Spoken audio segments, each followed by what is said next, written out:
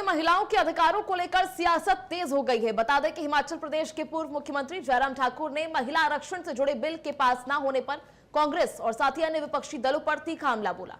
जयराम ठाकुर ने कहा कि दशकों बाद महिलाओं को उनका अधिकार देने का ऐतिहासिक मौका था, लेकिन विपक्ष ने राजनीति को देश हित से ऊपर रखकर इसे रोक दिया।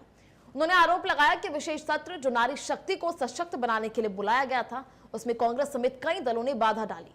उन्होंने यह भी कहा कि प्रधानमंत्री नरेंद्र मोदी ने सहयोग की अपील की, लेकिन विपक्ष ने साथ नहीं दिया। जयराम ठाकुर ने विश्वास जताया कि देश की महिलाएं इसका जवाब देंगी। और देखिए, प्रधानमंत्री नरेंद्र मोदी जी का एक ऑनेस्ट कमिटमेंट देश की मातृशक्ति के साथ था और उसको पूर्ण करने के लिए प्रधानमंत्री जी ने ईमानदार प्रयत्न किए, प्रयास किए। पूरे देश ने, पूरी दुनिया ने देखा है। लेकिन हैरानी इस बात को लेकर के होती है कि 2023 में नारी शक्ति वंदन अधिनियम पारित करने का जब वक्त आया लोकसभा में, राज्यसभा में, उस वक्त कांग्रेस के लोगों ने समर्थन किया, सहयोग दिया और कहा कि इसको तुरंत लागू करना चाहिए। लेकिन उसके बावजूद भी जो टेक्निकल कुछ इश्यूज थे, क्योंकि सीट्स इंक्रीज होनी थी एक बात, दूसरा डिलिमिटेशन होनी थी और उससे पहले सेंसस होना था। और अभी तक जो प्रोविजन है उस प्रोविजन के अंतर्गत है कि सेंसस पहले होगा और सेंसस पहले होने के बाद फिर डिलिमिटेशन होगा। डिलिमिटेशन पूरा ना होने के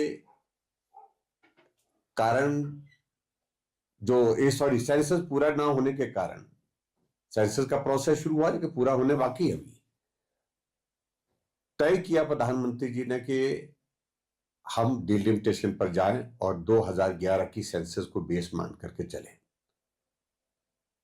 और 2029 में इस बिल को लागू करना है। मातृशक्ति को उनका अधिकार देना है। 33% आरक्षण का जो वादा किया उस वादे को पूरा करना है।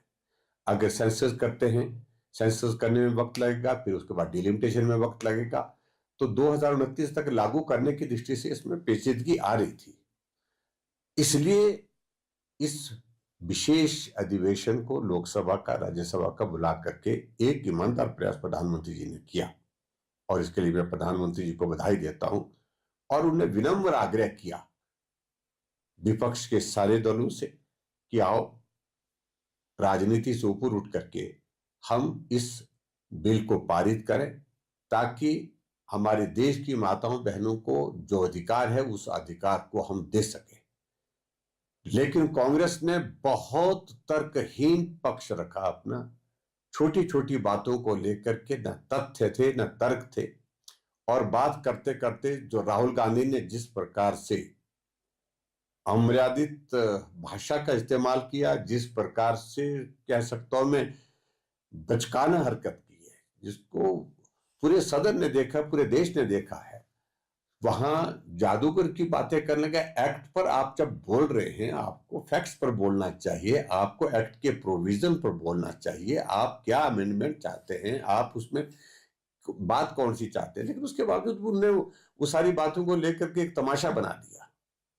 और कुल मिलाकर के ऐसी स्थिति दिखती है कि जिस तरह की वो भाषा का इस्तेमाल कर रहे थे, जिस तरह से उनका बॉडी लैंग्वेज था, विचलित से थे वो। कुछ एक तो रहते ही ऐसे हैं वो, पूरे उनका जीवन का अगर पूरा इस तरह का हम देखें तो पूरा मामला तो हीरा ही रहता है। कुल मिलाकर के मैं उस पर ज्यादा टिप्पणी नहीं करूं, बहुत सारे लोगों ने बहुत सारी बातें कह दी, लेकिन कुल मिलाकर के तर्क नहीं था, तथ्य नहीं था और विरोध करना था, सिर्फ विरोध करना था। और महिला आरक्षण बिल लागू ना हो सके, इसमें कांग्रेस और उनके सहयोगी दल पूरी तरह से अब एक्सपोज हुए हैं।